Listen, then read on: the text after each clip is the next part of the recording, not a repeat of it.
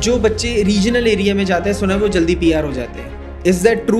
This is true for जब बच्चे का वीजा आता है वी मेक हिम फील कि यार बहुत तगड़ी अचीवमेंट हो गई। Sometime student wants to meet me कि सर मेरा वीजा आ गया।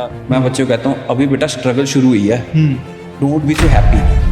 पंजाब हरियाणा वाले बच्चों को ऑस्ट्रेलिया टफ क्यों है? वो इसलिए टफ है कि सबसे पहले बीमारी तो फोन है। तो जो आजकल जो बच्चे जा रहे हैं वो they are not able to leave their phone and sometimes they are not able to concentrate on their work also. Hello mister Bhatia, welcome to our podcast again. So recently student pass out हो गए हैं, काफ़ी हलचल है market में, student opportunity सीख कर रहे हैं, कुछ इंडिया देख रहे हैं, कुछ अब्रॉड देख रहे हैं। अगर हम आज इंडिया और अब्रॉड का कंपैरिजन करें तो अगर आज आप उन स्टूडेंट्स की जगह पे होते तो आप क्या चूज करते? देखो, अगर तो इंडिया में हमें अच्छी यूनिवर्सिटीज़ अच्छे कॉलेजेस में एडमिशन मिल जाती है जी, सो नो डाउट उनकी प्लेसमेंट्स बहुत अच्छी है। बिट्स की बात करें, अच्छे कॉलेजेस की बात करें तो उनकी प्लेसमेंट्स बहुत अच्छी है जी। वो टॉकिंग अबाउट प्राइवेट यूनिवर्सिटीज़, कुछ ही प्राइवेट यूनिवर्सिटीज़ होंगी जो एजुकेशन पे फोकस करती हैं, हाँ जी, रादर देन ज़्यादातर प्राइवेट यूनिवर्सिटी सिर्फ प्रॉफिट पे फोकस करती हैं। सो आप देखें कि ज़्यादातर एजुकेशनिस्ट तो हैं ही नहीं जो यूनिवर्सिटियाँ चला रहे हैं, हाँ जी, वो फॉर प्रॉफिट ही चला रहे हैं। बल्कि हर यूनिवर्सिटी को कहा जाता है कि आप नॉट फॉर प्रॉफिट यूनिवर्सिटीज़ हो, बट फिर भी it is become a big business right now. So अगर देखें कि अगर हमें अच्छी यूनिवर्सिटीज़ में जहाँ पे प्लेसमेंट रिकॉर्ड अच्छा है अगर इंडिया में मिलती है तो उस अच्छी यूनिवर्सिटी में कॉलेज में एडमिशन लेने के लिए वी नीड टू बी 98 जी, 99% वाला बच्चा, तो या फिर एंट्रेंस एग्जाम क्लियर करने वाले बच्चे जो मैं कहूँगा कि मतलब 2 से 5% बच्चा भी नहीं है। तो हम कह रहे हैं कि जिसके 92% आए हैं या 90% आए हैं वो बच्चा इंडिया में कैसे ग्रो करेगा? या 87% वाला बच्चा, या चलो छोड़ो मैं कहता हूँ 70% वाला बच्चा जी। आपके कितने परसेंटेज थे? मेरे 71 थे। तो आप बिल्कुल इंडिया में किसी भी टॉप यूनिवर्सिटी के पढ़ने के लिए लायक ही नहीं, एलिजिबल ही नहीं। तो फिर जैसे अगर हम बात करते हैं, मैं भी 80%, 78%, 80% स्टूडेंट हूँ जी, तो तब भी यही प्रॉब्लम थी और आज भी यही प्रॉब्लम है। तब कट ऑफ शायद 81, 82 होता था, अब वो कट ऑफ पहुंच गया है 97, 98 पे। सो आईसीएससी का रिजल्ट आया अभी 2 दिन पहले एंड होपफुली सीबीएसई का भी रिजल्ट आज या कल में आ जाएगा। और क्या कहते हैं, आईसीएसई में एक स्कूल है चंडीगढ़ में जिसके 12 बच्चों के नंबर 97% से ऊपर हैं। 12 बच्चों के। और अगर आज उन्होंने एक स्कूल की बात कर रहा हूँ मैं, आप सोचो इंडिया में आईसीएसई के कितने स्कूल हैं और 97% से ऊपर अगर इंडिया में ही 12,000 बच्चा है जी, तो 12,000 बच्चा तो टॉप कॉलेजेस में 12,000 सीट भी नहीं है। बिल्कुल। सो बस वही बच्चा सीट ले लेगा या वही बच्चा एंट्रेंस क्लियर कर लेगा और जो हमारा 97 छोड़ो, जो 70% वाला है, 75% वाला है, वो बच्चे को किसी प्राइवेट यूनिवर्सिटी में एडमिशन लेनी पड़ेगी जी, और फिर वो प्राइवेट यूनिवर्सिटी में ही रहेगा जी। पर मैं पूछूंगा कि वो एडमिशन ले लेगा प्राइवेट यूनिवर्सिटी में प्लस गेट द फीडबैक कि सीनियर को कितने का पैकेज मिला। बिल्कुल ठीक है। अगर आपकी यूनिवर्सिटी में से 500 बच्चा ग्रेजुएट हुआ तो उसमें से एक बच्चे को मिल गया होगा 20 लाख का पैकेज और वो भी पता नहीं जॉब सस्टेन कर पा रहा है कि नहीं कर पा रहा, पर 99 बच्चों को तो 3 लाख, 4 लाख, 5 लाख का पैकेज मिला और वो भी ऐसी जॉब्स होंगी जो सस्टेनेबल नहीं है। बिल्कुल। सो ऐसी अगर हम बच्चों की बात करें फिर स्टडी अब्रॉड ऑप्शन बचता है। स्टडी अब्रॉड ऑप्शन नहीं है, स्टडी अब्रॉड एक पाथवे टू करियर है, ऑप्शन नहीं ले हम, एक्स्ट्रा ऑप्शन नहीं है। पहली बात तो स्टडी अब्रॉड के लिए we have to fulfil the eligibility जी। पहले तो हमारे पास इंग्लिश होनी चाहिए, ठीक है, फिर हमारे पास कुछ यूनिवर्सिटीज में परसेंटेज होनी चाहिए। सेकेंडली स्टडी अब्रॉड के लिए हमारे पास बजट होना चाहिए। ऐसा नहीं है कि सब स्टडी अब्रॉड करने जा सकते हैं। So it is an opportunity and it is a value addition. अगर कोई पेरेंट मुझे कहता है कि यार हम स्टडी अब्रॉड नहीं भेजना चाहते बच्चे को, बहुत अच्छी बात है जी, पर वो आप अपने बच्चे को एक्सपोजर नहीं देना चाहते, दैट्स ओके, क्योंकि आपको लगता है कि वो इंडिया में रह के एक्सपोजर ले सकता है, या you want to send him after you graduate, या फिर आपके मन में कोई इनसिक्योरिटीज हैं जी। बट स्टडी अब्रॉड एक वैल्यू एडिशन है, एक अपॉर्चुनिटी है। अगर आप अफोर्ड कर सकते हो इसको और आप उससे देखते हो कि what value it can add to your career, then study abroad is far far better than studying in top university in India also जी, because what you are going to learn there is going to make your life better जी। जैसे India में हम advertisement देखते हैं universities की, उन्होंने लगाया होता है कि हमारी यूनिवर्सिटीज़ में से ये स्टूडेंट को इतना पैकेज मिला, ऐसे पैकेज मिला, ये मिला, वही दिखा के फिर उनको और एडमिशन्स भी मिल जाती हैं। तो वहाँ पे भी देखो, अगर उन्होंने 2000 एडमिशन किए हैं तो अगर 5 बच्चों को पैकेज मिल भी गया तो बाकी 1900 बच्चों का क्या है, या 1950 बच्चों का क्या है? बिल्कुल, मतलब वो तो वहाँ पे भी सेग्रीगेट हो गए ना। और कईयों को तो जॉब भी नहीं मिलती, तो माइनर जॉब भी आजकल ऐसा है कि जब प्लेसमेंट हो जाती है उनको ज्वाइनिंग डेट नहीं मिलती जी, प्लेसमेंट लेटर्स मिल जाती हैं कि आपकी प्लेसमेंट हो गई है, बट ज्वाइनिंग डेट ही नहीं आती। दैट मींस वो लेटर भी बोगस है। बोगस नहीं है, लेटर्स इशू कर देती हैं कंपनियां, ठीक है, बट वो ज्वाइनिंग डेट बताती हैं कि जब हमारे पास वेकेट होगा तो हम आपको ज्वाइनिंग डेट दे देंगे। तो उस चक्कर में बच्चा यहाँ बैठा रहता है, हार के वो क्या करता है कि वो बाहर जाने की प्लान करता है कि यार यहाँ तो कुछ हो नहीं रहा। So students, it has to be, जिसको कहते हैं कि हम, it has to be planned what you are planning to achieve in life. जी, ठीक है, अगर आपको लगता है कि यू आर प्लानिंग कि आप इंडिया में पढ़ के अपने पेरेंट्स के साथ रहना चाहते हो, you don't want to go, you don't want to struggle, because see अगर आप टॉप यूनिवर्सिटी में भी जा रहे हो कहीं बाहर तो इट्स अ स्ट्रगल। जी, ठीक है, the struggle starts when you get the visa. Normally देखो हमारे एजेंट्स क्या होता है, जब हम भी करते होंगे, जब बच्चे का वीज़ा आता है वी मेक हिम फील कि यार बहुत तगड़ी अचीवमेंट हो गई। Sometimes student wants to meet me कि सर मेरा वीज़ा आ गया, तो वांट टू कंग्रेचुलेट कि sir thank you so much. But मैं बच्चे को डरा देता हूँ, मैं बच्चे को कहता हूँ अभी बेटा स्ट्रगल शुरू हुई है, डोंट बी सो हैप्पी, हाँ जी, because this is the toughest part now. But आप डरा नहीं रहे, आप उनको समझा रहे हो, this is an actual journey to guide them. See अगर कोई मेरी पर्सनली फैमिली में आएगा, वो कहेगा हमें क्या प्रिपरेशन करनी चाहिए, क्या हम एक्स्ट्रा इसको सिखाएं या क्या हम करें, मैंने कहता हूँ खाना बनाना सिखाओ, इसको खाना बनाना सिखाओ, इसको घर के काम कराओ। जी, नॉर्मली हमारे बच्चे ये नहीं करते, बिल्कुल, तो वहां जाके सब करना पड़ेगा। इंडिया में तो सब कह रहे हैं सर आप डरा रहे हो, मैंने कहा ये बेसिक है, ठीक है। अगर वो रोज बाहर से खाना खाएगा, पहली बात अफोर्डेबिलिटी नहीं है, दूसरी बात पेट खराब हो जाएगा जी, डेली हम बाहर से नहीं खाना खा सकते, हेल्थ इश्यूज।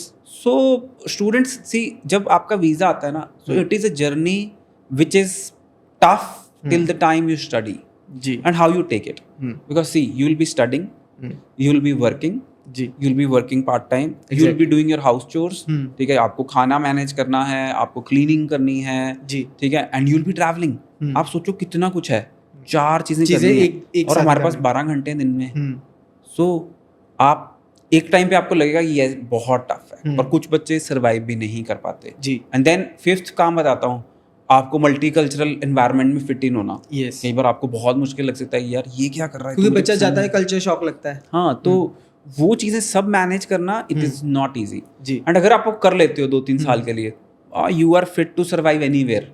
अगर वो ट्रेनिंग, तभी आप देखते नहीं हो जितने बड़े घरों के बच्चे होते हैं उनको हॉस्टल ही भेज देते हैं 5वीं 6वीं में जी, क्यों? दे वांट टू लर्न कि वो ऐसा सीख के आए ताकि वो जिंदगी में सर्वाइव कर सके जी, जी, और हम नॉर्मली क्या होता है कि मैं भी एक बात बताऊं तो अपर मिडिल क्लास से हम उठ के यहाँ तक आए, तो हमको होता बच्चों को अपने पास रखें जी, but we don't understand their ideology, ठीक है, कि वो बच्चों को जिसको कहते हैं रेडी फॉर द वर्ल्ड बना रहे हैं, और हम उनको अगर ओवर सिक्योर्ड करते हैं जी, तो they are not ready for the world, they can not survive in tough environment. मतलब उनको पहली टफ कंडीशन में डाल के एक उनकी कामयाबी का एक प्लेटफॉर्म सेट कर रहे हैं। बिल्कुल, स्टडी अब्रॉड में, चाहे स्टडी अब्रॉड है चाहे हॉस्टल है, I will tell you it is all, you know, it is all needed.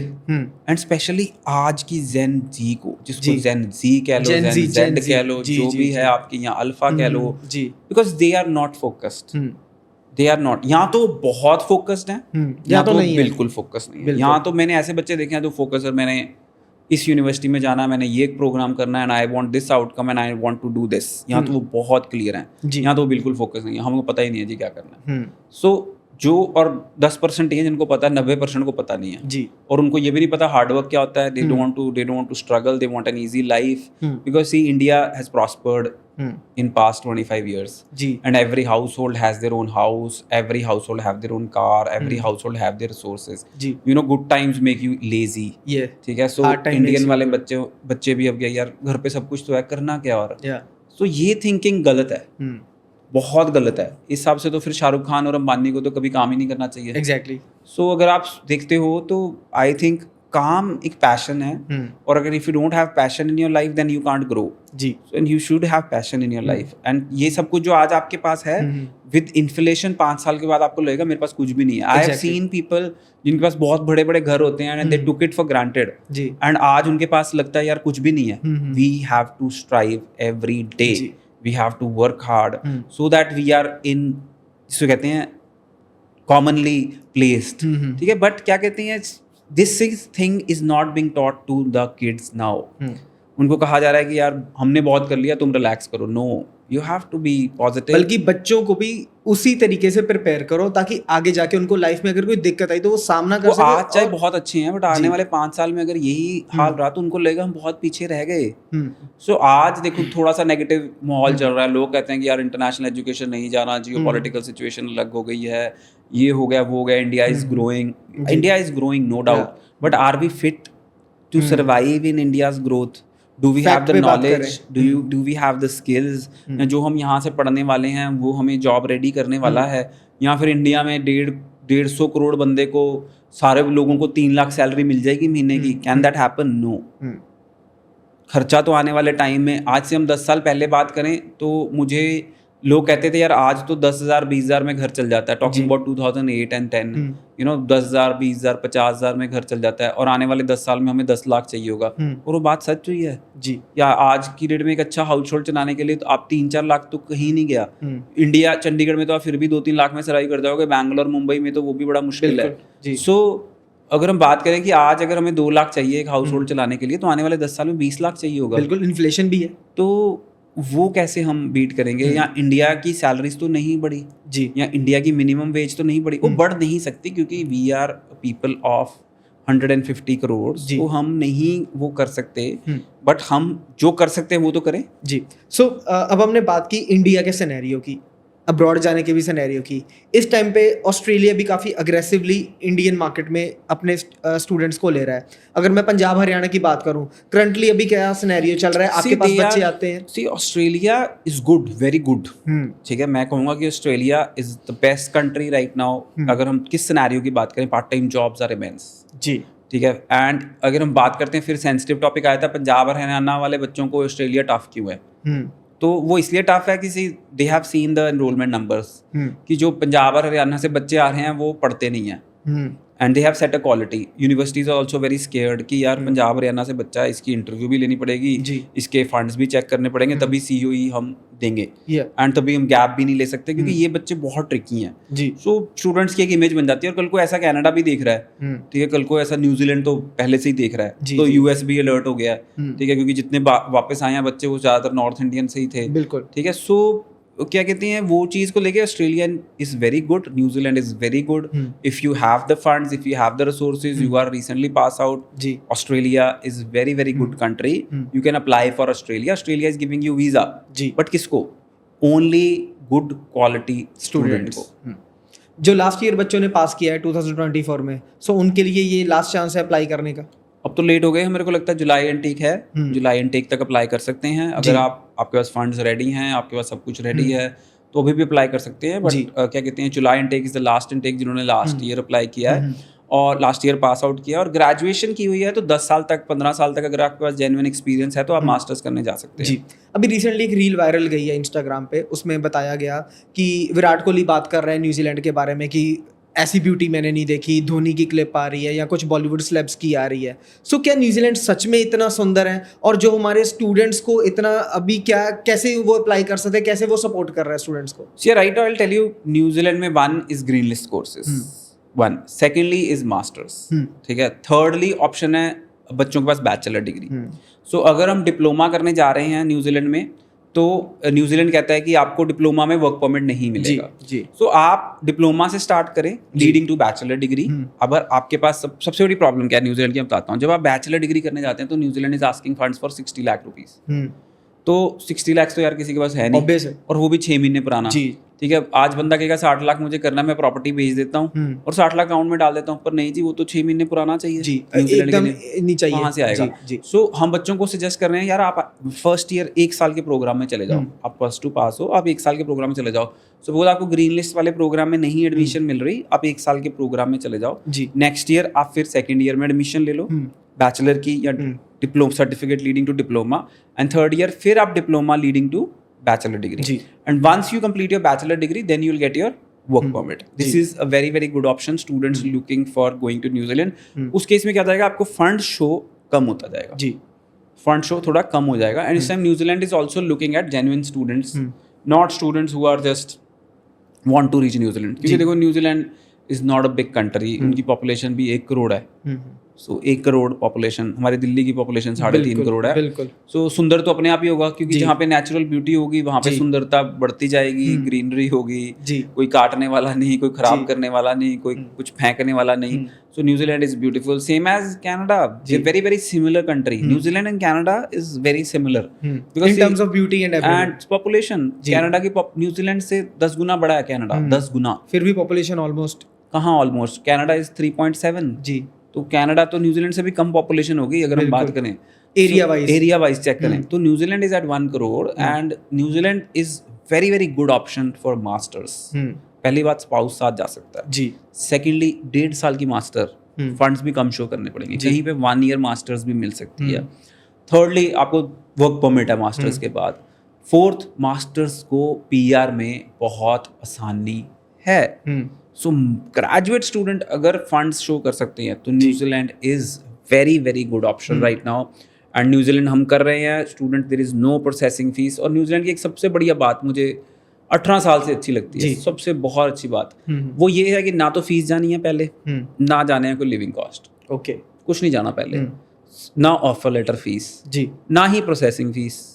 इससे बड़ी ऑप्शन कौन देता है? बिल्कुल फ्लैट प्रोसेस है उनका, कुछ भी नहीं है। आप ऑफर लेटर लें, फाइल एम्बेसी में लगाएं अपने डॉक्यूमेंट्स के साथ जी, वीजा एम्बेसी फीस भरें जी, वीजा आएगा तो embassy will tell you fees जमा करा दो, हमने वीजा दे दिया जी। अगर वीजा नहीं आएगा तो एम्बेसी फीस लगी बस, कोई खर्चा नहीं है जी, कोई भी खर्चा नहीं है। सिमिलर विद यूएस में थोड़ा सा खर्चा आ जाता है क्योंकि उनकी खुद की फीस बहुत ज़्यादा है जी। वो सीजीआई कोड की फीस, उनके क्या कहते हैं एम्बेसी फीस, सर्विस फीस जी, फिर वो I-20 फीस, उसमें बच्चे को थोड़े पैसे लग जाते हैं। पर न्यूजीलैंड में वो भी नहीं लगते जी। पर यूएस भी बहुत बढ़िया है, वो वीज़ा स्टैम्प करके देते हैं, फिर कहते हैं फीस जमा कराओ जी। और कुछ बच्चे जो यूएस की फीस नहीं जमा करा के जाते उनको फिर वो वहाँ से वापस भेज देते हैं। तो बच्चों को अलर्ट करना है कि यूएस का अगर वीज़ा लगा है और अगर आप वहाँ से वापस आ रहे हो तो आपको क्या कहते हैं फीस जमा करा के जाना पड़ेगा, नहीं तो आपको बॉर्डर से वापस भी भेजा जा सकता है जी। और वीजा रिवोक ही हो गया समझो उनका, फिर तो अगर जिसको बॉर्डर से वापस भेज दिया वो यूएस कभी नहीं जा पाएगा और कनाडा भी बहुत मुश्किल हो जाएगा जी। सो बंद दरवाजे होते हैं। सो ये जब वीजा आ जाता है आप अपनी ट्यूशन फीस जमा करवाएं जी और फिर ही ट्रैवल करें जी। बड़ी साहब आपने ग्रीन लिस्ट कोर्सेज के बारे में बात करी, इनको थोड़ा सा एलैबोरेट करें। ग्रीन लिस्ट कोर्स न्यूजीलैंड में क्या है? सो पहली बात तो ग्रीन लिस्ट कोर्सेज अगर हम करते हैं न्यूजीलैंड में तो उन केसेस में अगर हमारा कोर्स ग्रीन लिस्ट में आता है तो हमें डिप्लोमा करने पे भी वर्क परमिट मिलता है। ओके, ये बेनिफिट है बच्चों के लिए, क्योंकि अगर हम ग्रीन लिस्ट के अलावा कोई कोर्स करते हैं तो हमें बैचलर डिग्री करने पे ही वर्क परमिट मिलेगा जी। So this is the biggest benefit. अगर हम बात करें इन ट्रेड्स की, they are construction, health care, food technology, you know, and engineering and information technology also. So these are the few trades जिसके अंदर उन्होंने काफी सारे कोर्सेज शॉर्टलिस्ट किए हैं जी। अगर वो कोर्सेज हम करेंगे तो हमें डिप्लोमा पे भी वर्क परमिट मिलेगा जी। बट सबसे बड़ी जो कहेंगे कि प्रॉब्लम आती है हमें, वो ये आती है कि बच्चों के पास पहले चीज 6 months ओल्ड फंड नहीं है, क्योंकि New Zealand is very strict on funding. And secondly अगर 6 months ओल्ड फंड भी है तो उनका रीजन नहीं है कि वो फंड्स कहाँ से आए जी। बट उसका सोल्यूशन है हमारे पास। आप एजुकेशन लोन लें जी। एजुकेशन लोन अगर आप रिसेंट भी लेते हैं तो that is acceptable in all cases. So student, New Zealand is really really good option right now, seeing the scenario कि न्यूजीलैंड ने सिर्फ 10,000 बच्चों को वीज़ा दिया लास्ट ईयर। सो 10,000 एक बहुत ही कम नंबर है। न्यूजीलैंड में पार्ट टाइम जॉब्स हैं इस टाइम पे जी। एंड सिमिलर टू ऑस्ट्रेलिया इस टाइम पे कहा जा रहा है अकॉर्डिंग टू सम न्यूज़, वो भी चलो, कि Australia is number 1 choice for Indian students right now. But बात करें तो इतने बड़े नंबर्स में ऑस्ट्रेलिया वीज़ा नहीं दे रहा। So definitely students, Australia is very good option, we will guide you. And New Zealand is also a very good option. There is no processing fees. You can apply Australia and New Zealand with us by giving 0 processing fees. We will guide you at every step. And we have expert team members who are doing Australia and New Zealand. And definitely we can guide you. बढ़िया साहब, अभी Germany में public और private university का क्या scenario चल रहा है? स्टूडेंट्स को कौन सी ऑप्शन चूज करनी चाहिए, क्या बेटर है? पहले तो मैं बच्चों को ये समझाना चाहूँगा कि जो कन्फ्यूजन बनी हुई है ना कि पब्लिक में जाएं, प्राइवेट में जाएं जी। हर कोई पब्लिक में जाना चाहता है जी। अगर मैं भी स्टूडेंट की जगह पे हूँ, मैं भी कहूँगा यार पब्लिक में जाएं, फीस ही नहीं है जी। बट वो एलिजिबिलिटी हम मीट करते हैं कि नहीं करते। अब I'll tell you scenarios क्या हो रहा है कि हमने इतने सारे एक्सपोज किए, the lot of students who came to us कि सर हमें पब्लिक यूनिवर्सिटी में जाना है जी, but they don't know the entry requirements and फिर हम बात करते हैं चलो यार हम 2-4 यूनिवर्सिटी हम डायरेक्ट करते हैं पब्लिक, तो we'll send your resume to them. नहीं सर ये हमारी लिस्ट है अपनी खुद की, हाँ इसमें जाना है. अब उसमें तो जर्मन लैंग्वेज भी चाहिए, अब उसमें परसेंटेज भी 85% का कट ऑफ है, उसमें 2-3 और भी एक्स्ट्रा चीज़ें चाहिए जो हम फुलफिल नहीं करते हैं जी. सो पहली बात तो हमें यही नहीं पता कि कहाँ पे हम जा सकते हैं, कहाँ पे हम एलिजिबल हैं, कहाँ पे हम एलिजिबल नहीं हैं. There are very few universities जो इंग्लिश में पढ़ाती हैं, और जो पढ़ाती हैं उनका वेटिंग पीरियड बहुत लंबा है. वो ऑफर लेटर 6-8 महीने बाद देती हैं. पब्लिक यूनिवर्सिटी 6-8 महीने लग जाते हैं, वो भी देती है नहीं देती, 6-8 महीने तो टर्न अराउंड टाइम बताएंगे कि देनी है नहीं देनी. सो स्टूडेंट्स पहले तो हम क्लैरिटी कर लें कि हम ये प्रोसेस चूज करना चाहते हैं कि नहीं जी, क्योंकि जो कि बड़ा लंबा है और टफ है. हो सकता है हम इतनी मेहनत करें और 6-8 महीने बाद हमें रिजल्ट हो जाए जी 0. सो फिर इसके बाद आ जाती है प्राइवेट यूनिवर्सिटीज जी. सो प्राइवेट यूनिवर्सिटी में या कि अगर आप इंटेलिजेंट हैं और आपको जर्मन लैंग्वेज नहीं आती है जी, और आप इंग्लिश में पढ़ना चाहते हैं, तो there are universities giving you 50% scholarship, 50% fees waiver, सीधे आधा हो गया. तो 5-6 लाख रुपए साल की फीस, 15 लाख रुपए में बैचलर, इससे अच्छी ऑप्शन क्या हो सकती है? Rather than wasting your 1 year on public university waiting for the offer letter and in the end you are confused, मिलती है अभी नहीं मिलती. मेरे को लगता है वो 1 साल जो हमने वेस्ट किया उसकी कॉस्ट ही 15 लाख है. सो ये जो प्राइवेट यूनिवर्सिटी में बच्चे जा रहे हैं, इनको आगे जाके PR भी मिलेगी, पोस्ट स्टडी वर्क परमिट भी मिलेगा, सब मिलेगा. सो ऐसे कंफ्यूजन नहीं है जैसे कनाडा में होता था कि अगर ये प्राइवेट यूनिवर्सिटी में जा रहा है आगे जाके इनको. बिल्कुल. सो आपने देखो अभी एक और पीछे जर्मनी में बहुत बड़ा इशू आया, जो बच्चे कोविड में गए थे जी, उनको कुछ टाइम के लिए वेवर था कि आप ऑनलाइन पढ़ लो, और उन्होंने पूरा कोर्स ही ऑनलाइन कर लिया जी. वो ऑफलाइन क्लासें लगाने ही नहीं आए. पर जब वर्क परमिट अप्लाई किया तो बच्चों का वर्क परमिट रिफ्यूज हो गया. बच्चे कहते हैं यूनिवर्सिटी बुरी है.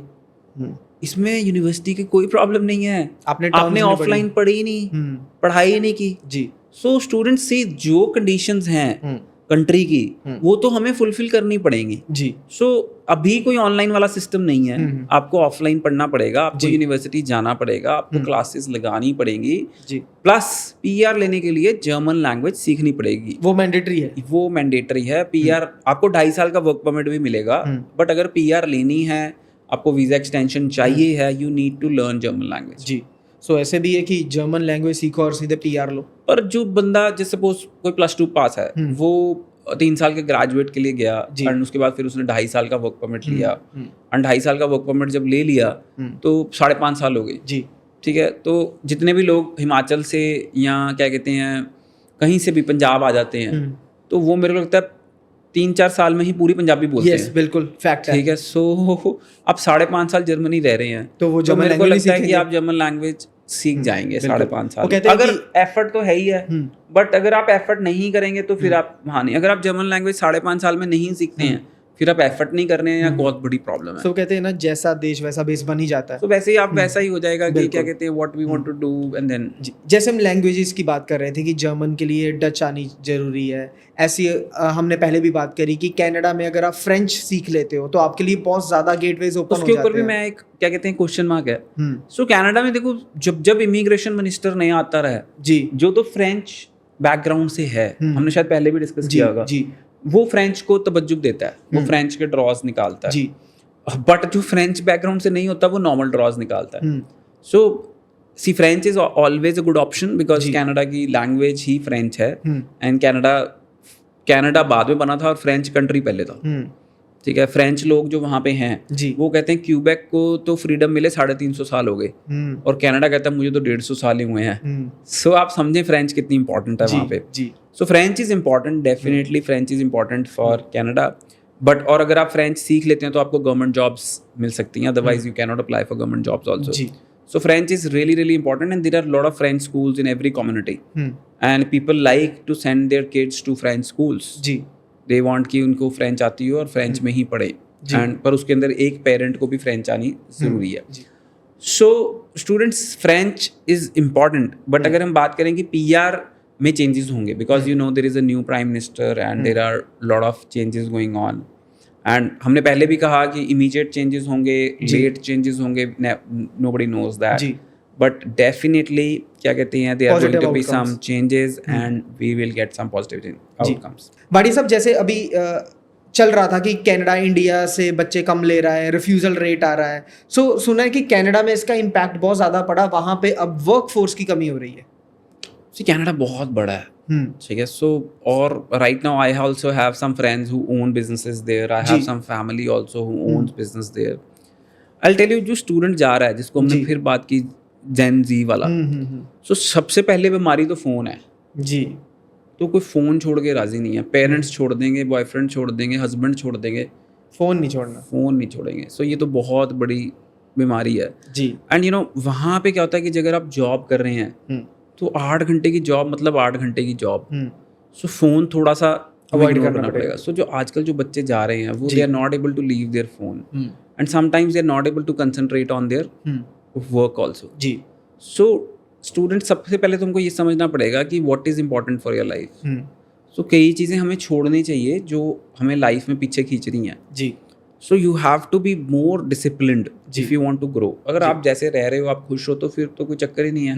पर अगर कोई मेरे पास स्टूडेंट आता है, वो कहता है यार वी आर वेरी हैप्पी, स्कूटरी चलाई दी है, हम बहुत मजे करते हैं सुबह से लेकर शाम तक. और साडा दोस्त कैनेडा गया सी, ऑस्ट्रेलिया गया सी, उन तक गड्डी खरीद ली और आपा स्कूटरी चलाई दी है, पिंड च बस खुश हाँ. ठीक है. सो मैंने कहा अगर खुश हो तो बहुत अच्छी बात है, यही तो सबसे इंपॉर्टेंट है जी. बट वो ਜਿਹੜਾ ਬਾਹਰ ਗਿਆ ਸੀ ਮੁੰਡਾ, ਉਹਦੇ ਨਾਲ ਅਸੀਂ ਜੇ ਕੰਪੈਰੀਜ਼ਨ ਕਰਾਂਗੇ ਜਾਂ if you want to grow, then we have to do some hard work. We have to come out of our comfort zone. जी. So students, I'll tell you, good labor force is everywhere on shortage right now in the world. And same story is in Canada right now. जी. Good businesses are not finding good employees. So अभी Canada में home crisis आए, वहाँ पे घर भी कम है. So that means वहाँ पे रियल एस्टेट से लेकर, कंस्ट्रक्शन से लेकर, आर्किटेक्ट से लेकर, प्लम्बिंग से लेकर, कारपेंटर से लेकर हर वर्कफोर्स की कमी होगी फिर तो. कनाडा है, बहुत कुछ है करने को. I'll tell you, बहुत कुछ है करने को. आप माइनिंग करें जी, क्योंकि अभी क्या कहते हैं कनाडा का यूएस के साथ इशू है. हाँ जी. सो कनाडा के पास इतनी लैंड है जहाँ पे ऑयल रिजर्व्स हैं जी. And most probably in future Canada अपना ऑयल यूएस को नहीं देगा, जो हालात है जी. So they will refine their own petroleum products ji.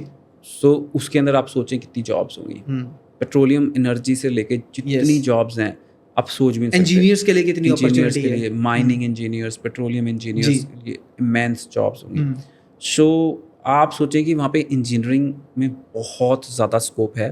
And Canada is full of resources जी, नेचुरल रिसोर्सेज, कंस्ट्रक्शन इमेंस. आप सोच भी नहीं सकते कंस्ट्रक्शन में कितना बड़ा स्कोप है कनाडा में. फिर हम बात करते हैं सिविल इंजीनियर्स जी, इलेक्ट्रिकल इंजीनियर्स, मैकेनिकल इंजीनियर्स जी. ठीक है. सो देयर इज, और फिर हॉस्पिटैलिटी की बात करते हैं. कनाडा में हॉस्पिटैलिटी पीक में यार, वहाँ पे 80% घरों में खाना नहीं बनता. वहाँ कल्चर ही नहीं है, सब बाहर जाते हैं खाना खाने. सो हमारे इंडियंस का भी यही है जी. अब तो मेरे को लगता है यहाँ पे भी यही चल पड़ा है जोमेटो स्विगी से, खाना बनाना नहीं है. सो खाना नहीं बनेगा तो कितने शेफ चाहिए होंगे जी, कितनी वर्कफोर्स चाहिए होगी. बढ़ती जा रही है दिन ब दिन जी. जो कोई बच्चा रेस्टोरेंट खोल रहा है वो सक्सेसफुल हो रहा है. इतने स्टूडेंट्स हैं जिन्होंने रेस्टोरेंट खोलने हैं वहाँ जाके. सो सक्सेसफुल हो रहा है. फूड मार्केट, फूड टेक्नोलॉजी जी, environment. So Canada environment sensitive country है जी, and lot to do in environment, chemical lab technician, pharmacy technician, fitness health promotion, मतलब जो भी फील्ड का नाम लो वहाँ पे अवेलेबिलिटी है, स्कोप है. इतना स्कोप है आप सोच भी नहीं सकते. मैं कहूँगा ये जितनी फील्ड लिए, ये सारे न्यूजीलैंड में भी स्कोप है जी, ये सारे ऑस्ट्रेलिया में भी स्कोप है, दे आर अराउंड, इंडिया में भी स्कोप है. बट इंडिया में क्या पढ़ते हैं, क्या निकलता है, कुछ नहीं पता जी. बुकिश, प्रैक्टिकल तो बहुत ही कम है जी. सो फिर क्या कहते हैं, बात करते हैं हर कंट्री में इन फील्ड्स का बहुत स्कोप. सो भाटिया साहब, कनाडा में अभी राइट नाउ स्टैंडर्ड इनटेक चल रहा है, जो एड्स भी हम देख रहे हैं. इन इनटेक्स की क्या अभी परफॉर्मेंस चल रही है? फिल हो गया कि कुछ कॉलेजेस ने अपने जनवरी इनटेक्स भी ओपन कर दिए? कुछ कॉलेजेस ने जनवरी भी ओपन कर दिए हैं, कुछ कॉलेजेस के सितंबर क्लोज हो चुके हैं. एंड यू गेटिंग MITT की बात करते हैं तो वहाँ से जनवरी, अगला मई भी मिल रहा है कुछ कोर्सेज में. ओके. सो मैनिटोबा में शॉर्टेज है सीट्स की, सेम गोस टू सस्कैचुअन जी. सो वहाँ पे भी सीट्स जल्दी फिल हो रही हैं. अगर हम बात करते हैं, देखो अगर आपको अच्छा कोर्स चाहिए, जैसे हम बात नर्सिंग की बात करें, अर्ली चाइल्डहुड एजुकेशन की बात करें जी, और जो शॉर्ट लिस्टेड कोर्सेज हैं जिनके अंदर हमको पता ही है कि यार सीधा पीआर ही होनी है नर्सिंग में, सो उन कोर्सेज में तो सीट लिमिटेड लेट ही मिलती है या लिमिटेड ही रहती है। सो राइट नाउ सितंबर बहुत अच्छा इनटेक है। क्यों? क्योंकि बहुत सारे कॉलेजेस भर भर के स्कॉलरशिप दे रहे हैं। कोई कह रहा 6,000 की ले लो, कोई कह रहा 5,000 की ले लो। बहुत बड़ा अमाउंट है यार जी। 3 लाख, 6 लाख, 4 लाख, बहुत बड़ा अमाउंट है। इतनी स्कॉलरशिप मिल रही है। कोई कह रहा अकोमोडेशन ले लो। So right now I'll tell you they are all public colleges. ये तो है नहीं कि कोई प्राइवेट कॉलेज है जी जी, and they are अगर offering you that is legitimate offer, so you should grab that opportunity. And Landmark is also coming up with 100% scholarship scheme for limited number of time and limited number of students. So if you want to apply for 100% scholarship, that is up to 10 lakh rupees, which Landmark will pay for you. Ji. Then you need to go to this link and apply for it. There are certain conditions. You should need to meet those conditions, upload your CV, upload your documents, and we will then assess, interview you, and we will give shortlisted students 100% scholarship. Ji.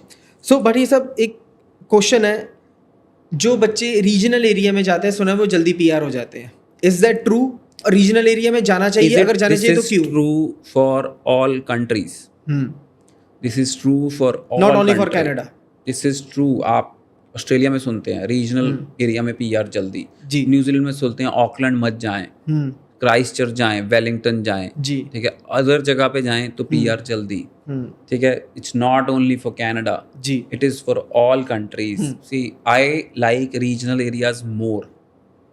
Reason? Too much saving of your travel time. You'll save lot of travel time versus big cities. Saving of money. Accommodation will be half priced.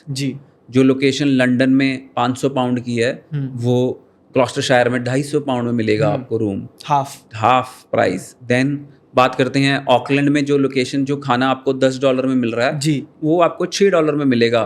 $4 वहां पे save हो गया, ठीक है. So same, you go to Paris, food is triple the price, and you go to smaller city in France only, Strasbourg only, food will be very very cheaper. So avoid big cities. But if you like big cities and if you can afford it, very good, because वहाँ पे opportunities ज़्यादा होंगी. You will make big friends also. But if you're ready to have that pressure, too much travel time, too much expensive, and then personalisation नहीं होगी, ठीक है. छोटे शहर में जाएंगे, सारा शहर जाने लग जाएगा 2 साल के बाद. जी बिल्कुल, ठीक है. हर कोई कहेगा hello Harman, how are you, how was your day, and आपको एक सेंस ऑफ बिलोंगिंग आ जाएगी. आपको लगेगा शौक भी नहीं तो यार अपना घर ही है, ये मेरे अपने हैं. हाँ. सो पुलिस वाला भी हेलो बोल के जाएगा, how are you doing today. So that is sense. अगर आप वैसा कुछ देखना चाहते हैं तो I like regional areas, I like smaller cities, and I will recommend in all countries choose smaller cities only. So बढ़िया साहब, लैंडमार्क सुना है सेमिनार लेके आ रहा है दोबारा. सो कौन कौन सी लोकेशन है और स्टूडेंट्स के लिए क्या बेनिफिट है? So location is Yamunanagar 10th May and 17th May को हमारा सेमिनार है बठिंडा जी, and 24th May को संगरूर and 25th May को अमृतसर. और बेनिफिट्स? बेनिफिट ही बेनिफिट है. सो सिर्फ लैंडमार्क के पास जब अब आ रहे हैं तो सिर्फ आपके बेनिफिट की बात होगी. ना कोई प्रोसेसिंग फीस ली जाएगी, ना एप्लीकेशन फीस. फ्री गाइडेंस दी जाएगी, what you should choose, which country is suitable for you, where should you go, कहाँ पे आप जाएं, एंड स्कॉलरशिप्स जी. सो बात होगी सिर्फ आपके बेनिफिट की. सो इन स्कॉलरशिप्स में कितनी ज़्यादा से ज़्यादा स्कॉलरशिप बच्चा ले सकता है country wise? See, there are universities giving you scholarships up to $15,000 in US, Canada, even in UK, 30% to 50% scholarship है.